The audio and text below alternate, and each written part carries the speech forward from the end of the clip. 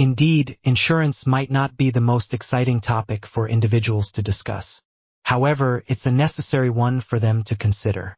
When individuals forego purchasing insurance, it can have a life-altering impact should the needs arise where they wished they'd purchased it.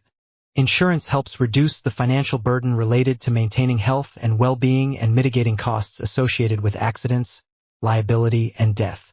Below are 7 common types of insurance for small businesses to offer individuals and families that come to them for their insurance needs. It can be confusing and daunting to determine which benefits your company needs to offer to stay competitive. If that's you, consider reaching out to our expert employee benefits consulting team. Point 1. Health insurance.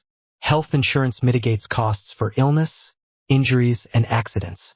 It's not uncommon for medical expenses from a catastrophic event or chronic illness to be so great that it leads many to declare bankruptcy.